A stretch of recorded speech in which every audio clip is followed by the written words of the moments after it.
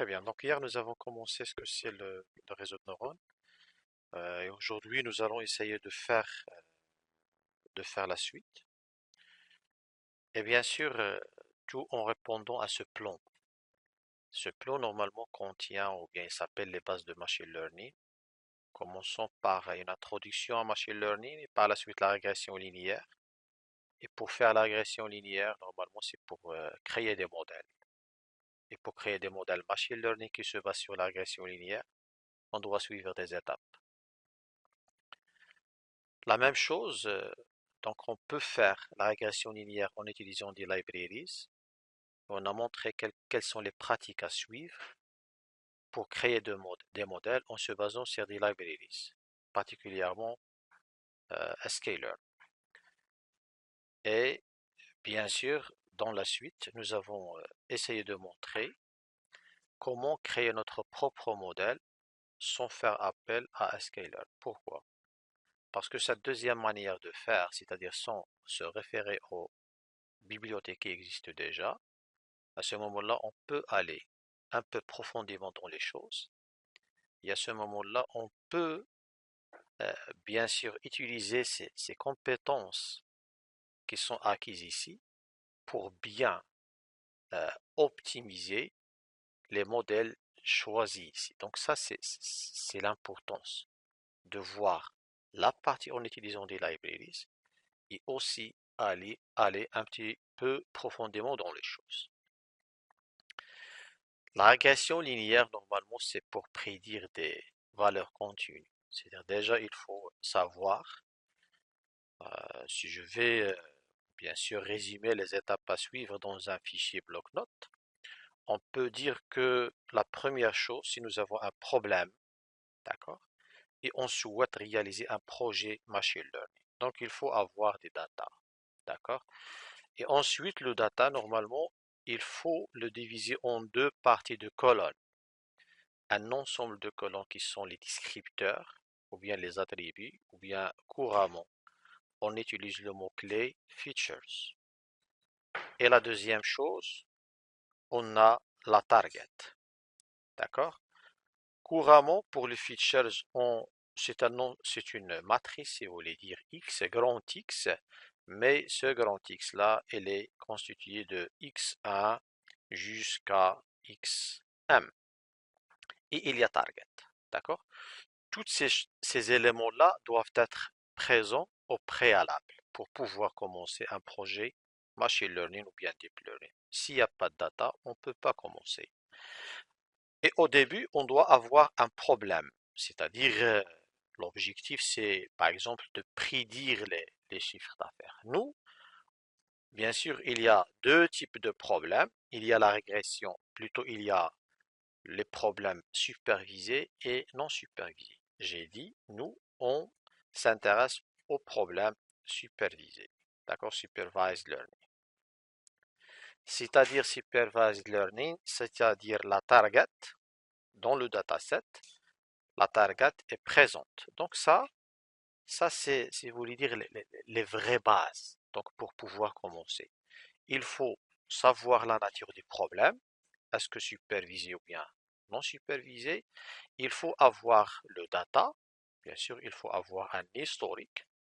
Et à partir de ce data-là, vous pouvez le diviser en deux parties. La première partie qui est les features, ou bien les descripteurs, et la deuxième partie qui a une seule colonne, qui est la target, qui est normalement couramment, on utilise le mot, ou bien le terme Y, ou bien le nom de la variable Y. Donc, cette phase-là, bien sûr, on l'appelle la préparation du data. Il y a features, il y a par la suite split, il faut savoir diviser le dataset en deux parties qui sont le training dataset, le training data, et aussi le test data. Donc, déjà, on doit avoir ces compétences pour pouvoir continuer. Sachant que ici, on peut avoir aussi la phase de préparation qui est vraiment une phase normalement nécessaire dans le cycle de vie d'un projet machine learning. Mais nous, dans un premier temps, on va plus se concentrer sur la partie modélisation. Donc la deuxième partie, c'est model. d'accord? Et le modèle, bien sûr, pour le créer, il faut déjà connaître la nature du problème. Donc la première chose, il faut connaître le type de problème. Déjà, j'ai dit, nous sommes dans la régression, mais ici, connaître le type, est-ce que c'est classification ou bien régression? Parce que dans le supervised learning, il y a soit classification ou régression. D'accord? Ou régression.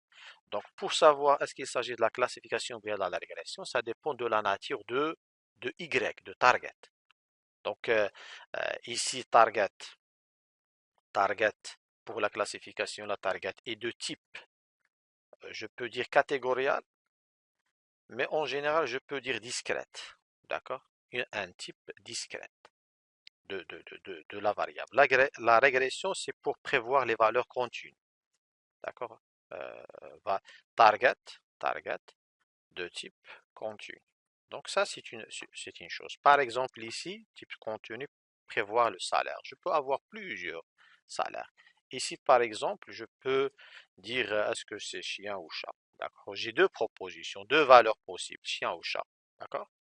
Donc je suis dans une classification binaire. Sinon, je peux avoir une classification multiple. Ici, je peux avoir plusieurs valeurs, donc je suis dans le continu, donc il s'agit de la régression. Donc, pour le modèle, connaître le type. Est-ce que régression ou bien classification? Pourquoi? Parce que, en se basant sur cette réponse, à ce moment-là, tu peux choisir classification. Tu peux choisir l'algorithme adéquat, choisir la technique adéquate. Parce que connaître le type, classification, voilà, régression, très bien, régression. Donc, connaître le type, c'est très important. Pourquoi? Parce que on va fixer la technique à utiliser. Donc, pour chaque problème, pour chaque type de problème, connaître le type, pour chaque type, on peut avoir plusieurs techniques machine learning.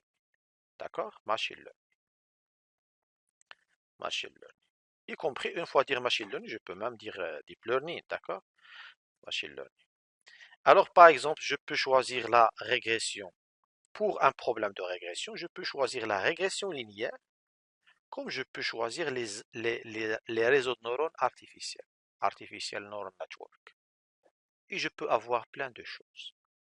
D'accord? C'est-à-dire qu'il n'y a pas une seule technique. Et bien sûr, la chose qu'il faut savoir, on ne peut pas dire que cette technique est valable pour tous les problèmes. Il faut faire une étude. D'accord? Il y a le projet, tu peux commencer par une méthode, tu arrives à une solution, cette solution doit être évaluée. D'accord? Donc, évaluée en termes de quoi? En termes de plusieurs facteurs de qualité de la solution. Déjà, il faut le coût. D'accord? Par exemple, si je vais demander réaliser les réseaux de neurones, mais avec quel coût? Peut-être déjà l'hébergement dans le serveur est très cher, les ressources mémoire que j'aurai besoin, c'est cher, la société qui va développer la solution aussi cher. Donc, ça, c'est le coût déjà.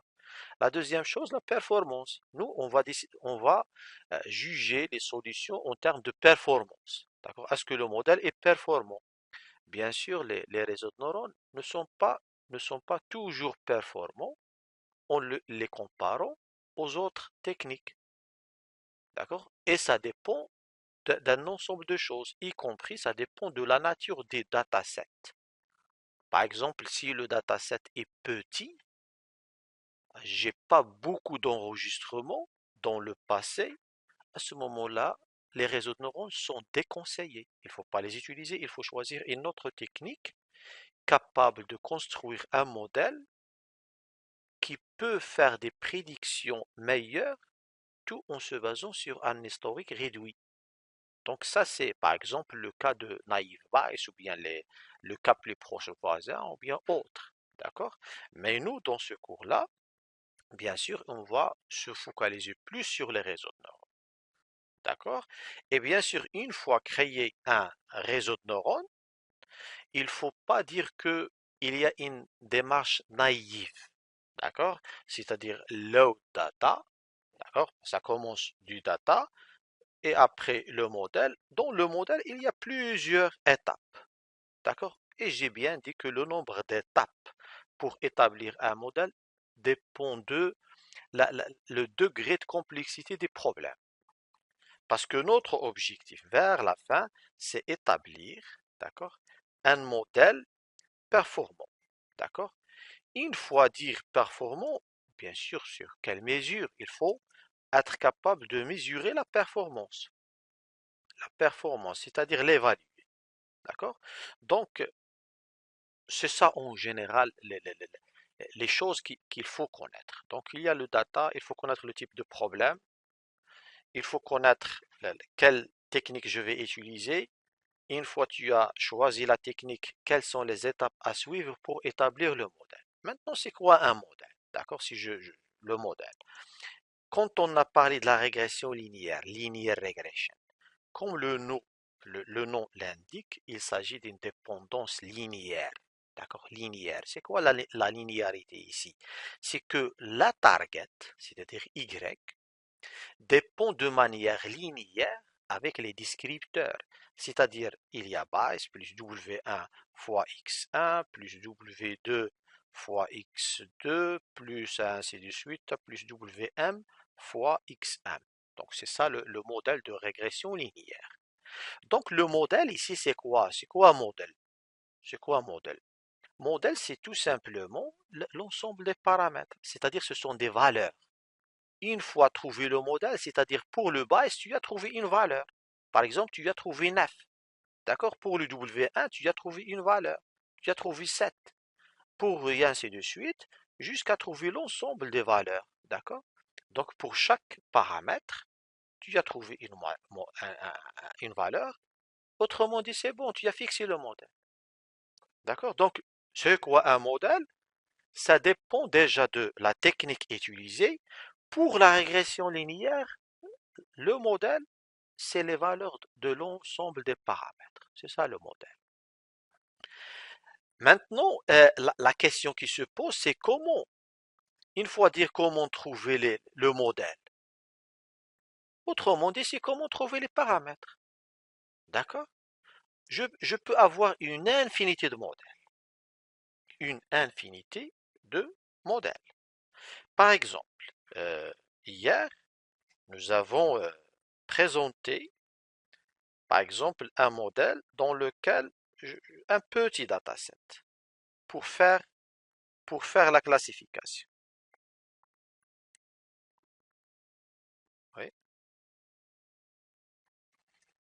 Alors, pour faire la classification, nous avons parlé un petit peu et nous avons un petit dataset. D'accord? Nous avons un petit dataset ayant deux attributs. Par exemple, je peux prendre celui-là. Je peux prendre celui-là. Et je vais maintenant changer la nature du problème.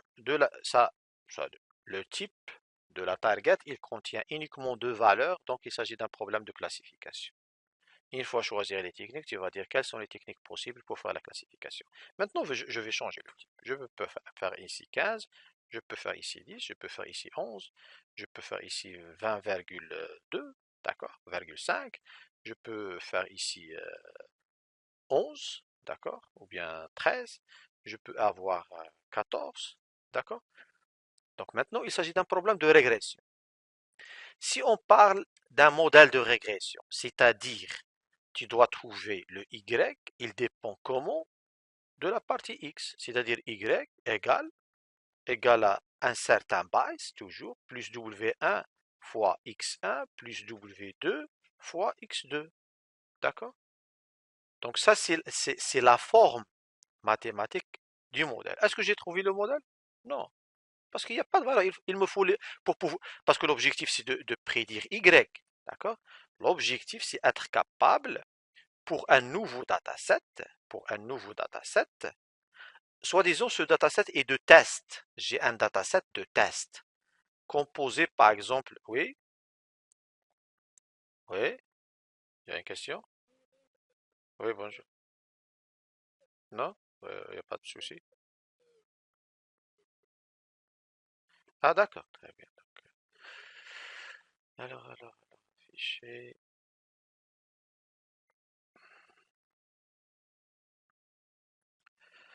Alors, Voilà, donc j'ai dit, il y a un dataset de test. Par exemple, ici, je sais pas, je peux faire, ici, je peux changer un petit peu pour que ça reflète le problème de régression, d'accord? Et ainsi de suite, d'accord? Donc 22 et ainsi de suite. Donc pour les tests, je peux faire, par exemple, 13, je peux faire 22, je peux faire 24. Ici, je peux faire, par exemple, 16, je peux faire 12, je peux faire, d'accord? Oui, 9. Alors ça, c'est la partie de test. C'est-à-dire, je vais entraîner mon modèle sur ce petit dataset en utilisant les features et en utilisant la target. Train. Le modèle en utilisant les librairies, c'est très simple. 2 lignes, 3 lignes, c'est bon. Regardez. Modèle, modèle égale linear regression. Parce que cette classe, elle est déjà disponible dans les libraries. Il faut juste importer le bon module. Donc tu peux aller vers... Moi aussi, j'oublie la syntaxe. C'est pas l'objectif, c'est d'apprendre toute la syntaxe par cœur, mais tu dois connaître juste les étapes et les objectifs. Alors import ou bien from, from, euh, from scaler, scaler, j'imagine c'est ça, scaler learn, d'accord, point linéaire, point linéaire model, point models, c'est quelque chose comme ça. Finalement, il y a quelque chose ici, il y a import linear regression. Et certainement ici, il y a peut-être from scalar point linéaire model. Je vais faire ça comme ça. D'accord? Et on va voir par la suite, est-ce que j'ai raison? Bien, linéaire, linéaire model. Je peux écrire ça comme ça. From linéaire models ou bien je sais pas quoi. Le plus important, c'est importer. Et ChatGPT, c'est là. Comment importer linéaire regression? Il va te répondre tout de suite. Import, tac. Il va te donner la bonne syntaxe. Mais pour créer un modèle, voilà comment je l'ai créé. Il s'appelle modèle. Et pour faire l'apprentissage, voilà comment faire l'apprentissage. Il faut faire le x train, il faut le calculer égal à quelque chose. Le y train, ça doit égal à quelque chose. Et tu vas mettre modèle.fit, tout simplement. Modèle.fit, train, et y train. Et il va utiliser l'historique pour établir quoi? Établir le valeur de base, établir le W1, établir le W2. Donc il a trouvé le modèle. Et on peut le récupérer. Et on peut les utiliser pour faire la prédiction. D'accord? Donc voilà, le code, il est comme ça. C'est tout simplement, c'est très simple. Il n'y a pas quelque chose de compliqué. L'opération la plus, normalement, importante, si vous voulez dire, c'est celle-là, fit. Fit, c'est l'ajustement de paramètres. Comment elle ajuste? On ne sait pas. D'accord? On ne sait pas. Pourquoi? Parce que nous avons déjà dit, voilà le plan. D'accord? Voilà le plan. On a fait la chose en utilisant les libraries.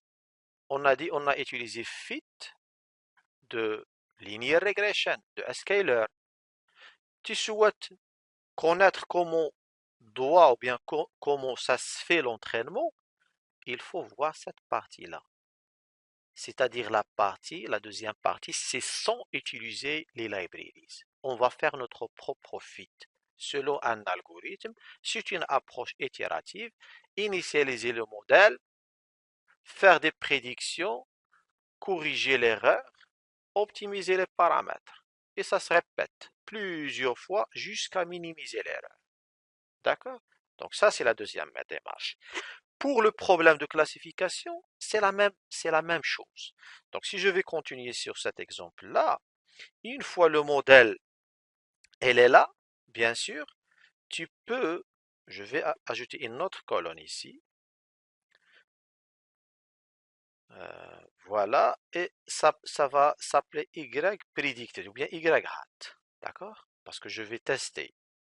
Alors, mon modèle, une fois fixé, après fit, je peux avoir, par exemple, ici 5, ici, je sais pas, 2, et ainsi de suite. Donc, la première sortie pour ça, y hat égale à combien? Y hat égale à combien? C'est 8 plus 5 fois x1, plus 65. 65 plus 8, 73 plus 4, 77. Tu as la réalité. Voilà pour l'entrée 13 et 2, je dois avoir 16. Je dois avoir 16. Le modèle, qu'est-ce qu'il m'a donné en sortie pour ces mêmes entrées? Qu'est-ce qu'il m'a donné? Il m'a donné 77. Donc c'est une erreur. D'accord? C'est une erreur. Qu'est-ce que je vais faire? Je peux ajouter une autre colonne. D'accord? Je peux ajouter une autre colonne que je peux l'appeler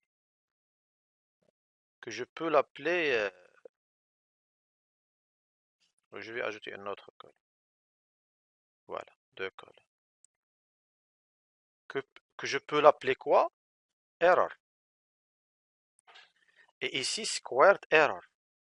L'erreur, c'est quoi ici? C'est 77 moins 16. C'est 61. Yak? 61 ou bien moins 61. Et pourquoi j'utilise au carré? Parce que pour éviter, toujours doit avoir les erreurs positives.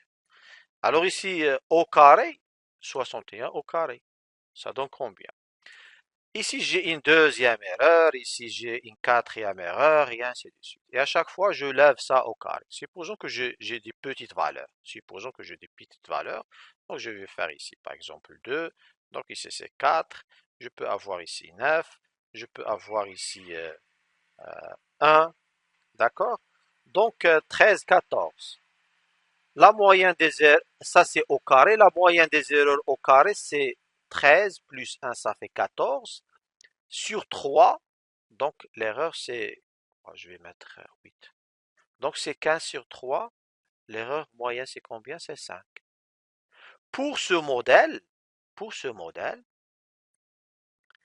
l'erreur qu'il a donnée, l'erreur moyenne qu'il a donnée, c'est 5. Et je vais continuer à... Est-ce que c'est bien? Peut-être non. Point d'interrogation. Si je suis satisfait, c'est bon. Sinon, je continue à chercher le meilleur modèle. Tu vas trouver un autre modèle en se basant sur autres paramètres. C'est-à-dire, je change quoi? Une fois changé les paramètres. C'est-à-dire, je suis en train de changer le modèle. J'ai un deuxième modèle. Ce deuxième modèle, le premier, il avait 5 comme erreur. Le deuxième modèle, parce que je vais optimiser, il faut pas que l'erreur moyenne augmente. Il faut que ça diminue. Sinon, ta manière d'apprendre, ce n'est pas bonne. D'accord? Donc, ça, la deuxième erreur, ça va être 4, par exemple, 2. Et ainsi de suite. De manière itérative, créer plusieurs versions de modèles et tu vas sortir avec celui qui minimise l'erreur moyenne quadratique. D'accord? Donc ça, en ce qui concerne le jargon qui dit voilà data, d'accord? Voilà la préparation des données, d'accord? Voilà le split, c'est-à-dire training et test. Voilà comment faire l'appel à fit pour ajuster les paramètres, parce que les paramètres vont être trouvés. Le fit va créer plusieurs modèles parce que c'est une boucle, et vers la fin, il va sortir vers le plus optimal. Si ton algorithme il est bien fait, il va sortir avec un modèle qui est satisfaisant. Ce modèle satisfaisant, il va minimiser l'erreur. D'accord? Et ensuite, le dernier modèle trouvé, après plusieurs itérations, tu vas, par exemple, trouver ici 2,5 et tu vas trouver ici 5,2, d'accord? Et ici, par exemple, 3,5 ou bien même moins 3,5. Donc voilà, ça c'est mon modèle qui minimise l'erreur. Donc je vais l'utiliser. Tu l'utilises comment? C'est-à-dire tu as testé, tu as trouvé que le minimal. Maintenant tu vas aller dans la réalité. D'accord? Dans la réalité, tu connais pas Y. D'accord? Dans les nouveaux enregistrements qui arrivent. Parce que l'objectif c'est de faire les prédictions. L'objectif est de trouver Y. Tu ne connais pas les Y pour les nouveaux enregistrements qui arrivent. Par exemple, pour les, les, les, les- les nouveaux, je sais pas, produits dans mon stock, d'accord? Pour le stock de 2024, je souhaite prévoir les chiffres d'affaires. Et je ne connais pas parce qu'il n'y a pas dans l'historique. L'historique, j'avais autre chiffres, autre valeur, mais maintenant pour l'année 2024, j'ai aucune réalité parce que je vais faire des prédictions. Donc tu peux te baser sur le passé pour faire les prédictions, tout en utilisant des valeurs X. Moi, je donne aléatoirement X1 et X2. Maintenant, j'ai d'autres valeurs. Par exemple, ici j'ai 22, ici j'ai 12, ici j'ai 17, ici j'ai 25, et ainsi de suite. Je ne connais pas le Y. Tu peux utiliser ce modèle-là pour mettre Y ici. Donc ce Y, je vais prédire une valeur, par exemple, je ne sais pas ça, avec un risque d'erreur. Je peux dire, je vais prévoir 12, plus ou moins l'erreur, parce que l'erreur, tu la connais. Tu as déjà calculé sur la base d'un historique. L'erreur ne va pas dépasser en général 2,5%. Donc, tu vas dire, je vais réaliser cette année, par exemple, 12 en chiffre d'affaires, plus ou moins 0,7. D'accord? C'est-à-dire, tu vas, ton modèle, parce que c'est déjà entraîné, c'est déjà testé, et maintenant tu es en train de l'utiliser. Ça, en ce qui concerne la régression.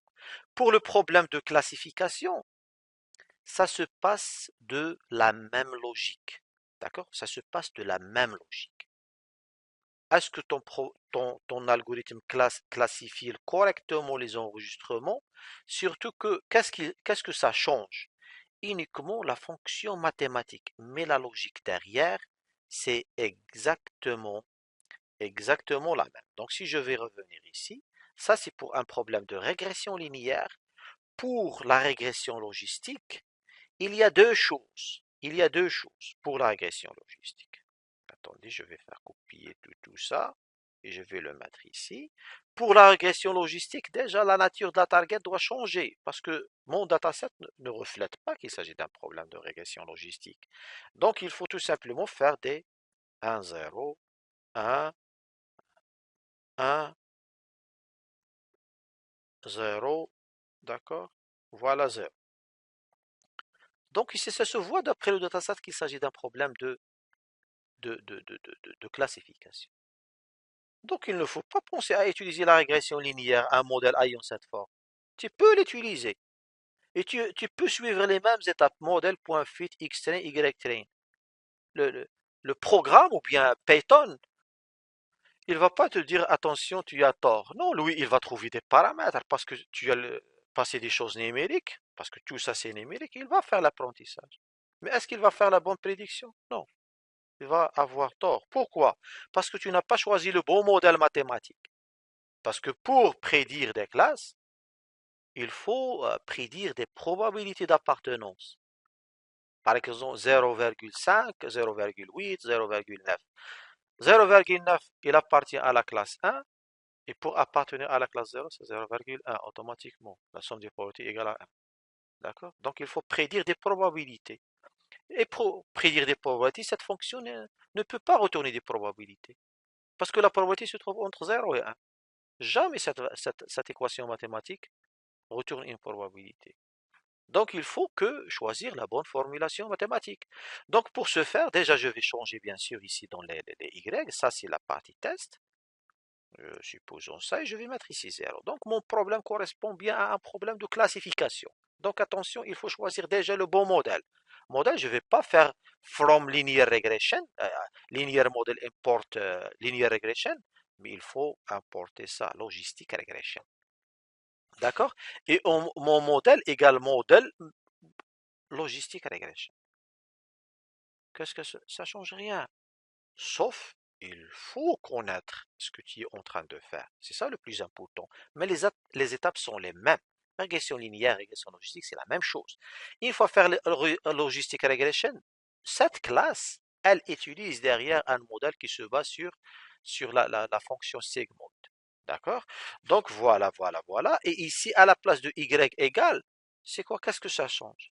Regardez, je peux utiliser la même chose. Je peux utiliser un z. Je ne vais pas dire y, j'ai utilisé z. Parce que y, en général, il indique la prédiction. D'accord? Z, c'est une fonction, c'est une sommation intermédiaire, c'est une sommation pondérée. D'accord? Y, c'est une sommation pondérée. Et qu'est-ce que je vais faire avec ce z? Qu'est-ce que je vais faire? Je vais calculer la fonction sigmoïde. À ce moment-là, y égale quoi? Égale à 1 sur, d'accord? 1 plus exponentielle moins z. Exponentielle, je vais le mettre ici, exponentielle moins z, et je vais mettre ça comme ça. À la puissance moins z plutôt. Je vais mettre ça comme ça. Superscript. D'accord? C'est comme ça normalement que.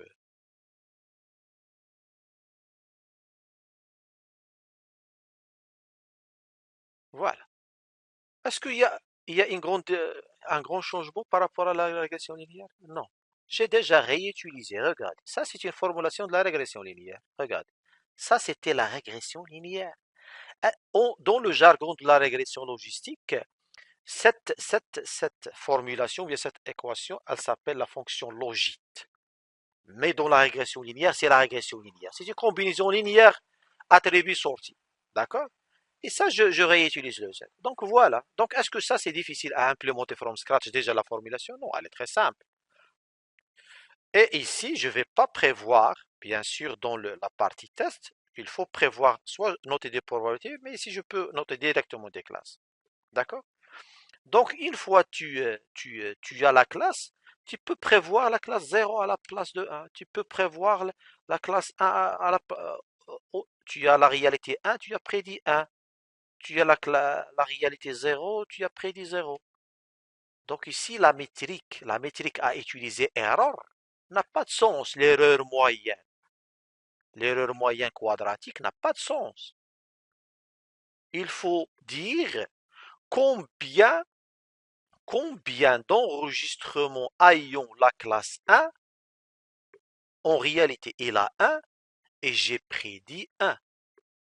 D'accord? Combien d'enregistrements qui est 1 et qui a prédit 1. Maintenant, je peux faire ça.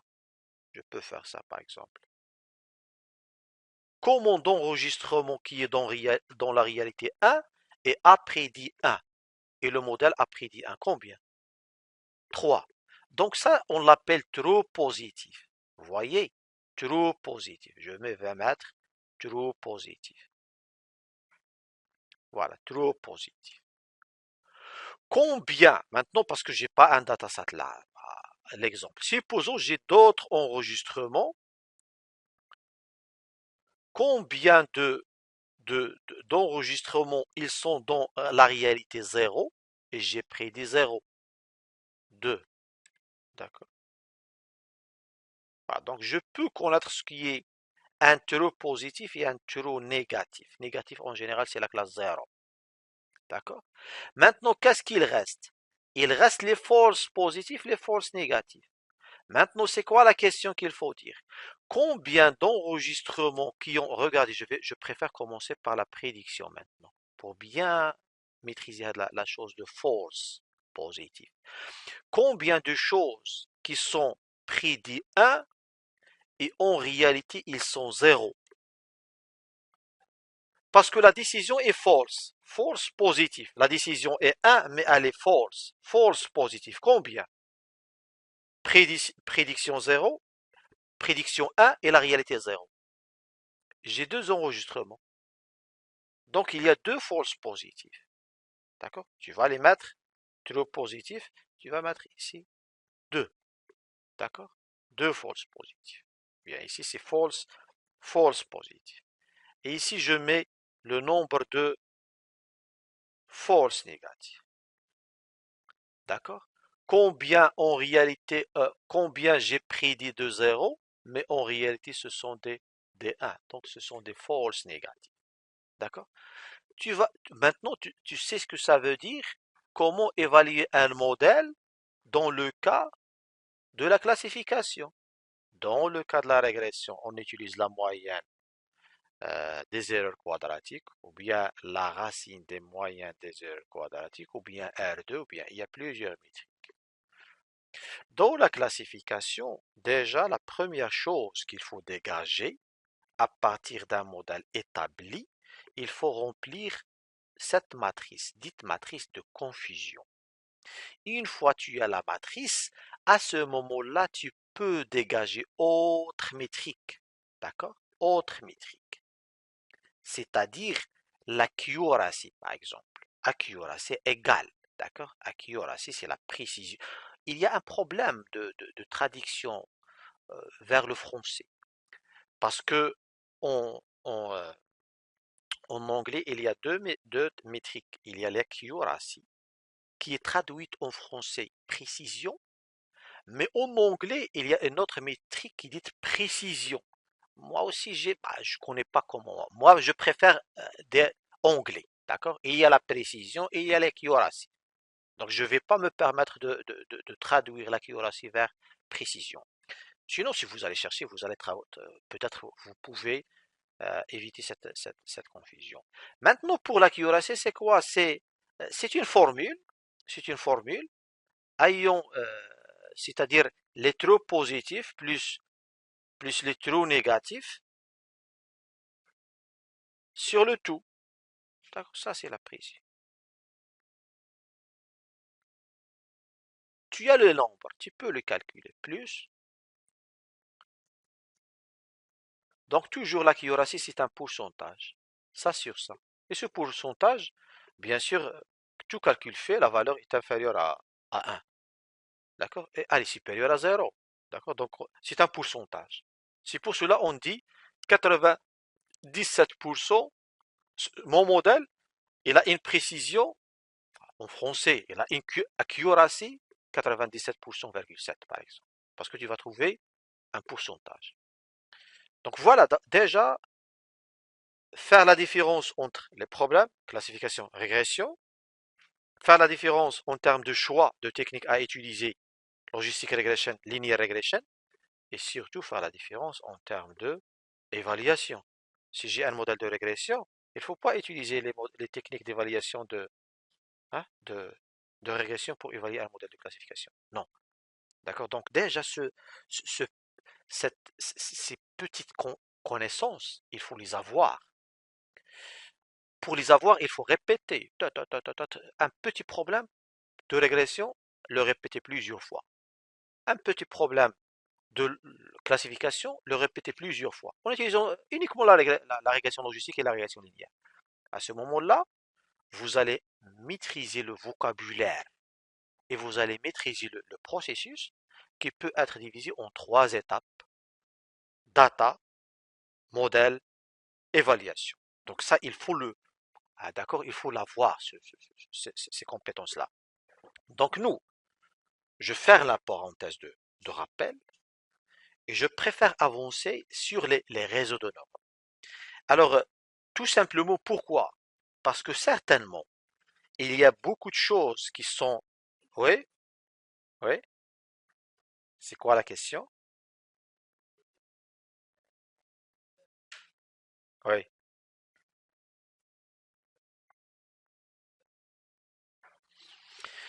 Regardez, votre collègue, il pose la question suivante, c'est-à-dire, il y a plusieurs métriques, par exemple, il y a l'accuracy, il y a la précision, il y a le F1 score, il y a le recall, il y a les ROC, il y a un ensemble.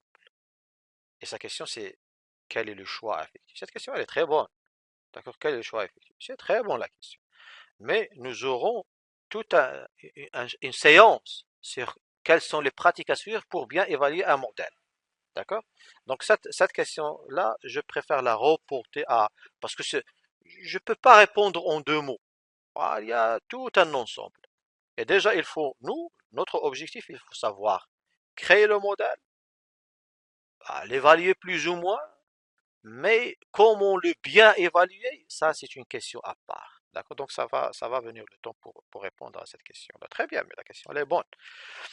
Alors, j'ai dit, maintenant, pour le rappel, je vais me permettre de dire c'est bon pour le rappel, et vous aurez la playlist qui contient toute cette partie qui concerne les bases de Python, la régression linéaire, soit à la des bibliothèques, soit à la des librairies from scratch. La même chose pour la régression logistique, vous avez les deux. Et maintenant, ici, dans les réseaux de neurones, nous allons réutiliser la régression linéaire, mais d'une vision réseau de neurones. Parce que je peux créer un modèle qui est 100% régression linéaire, en se basant sur le réseau de neurones. Et je peux créer un modèle qui est 100% régression logistique, en utilisant les réseaux de neurones. Donc, comme si nous allons appliquer, d'accord, la régression linéaire et la régression logistique.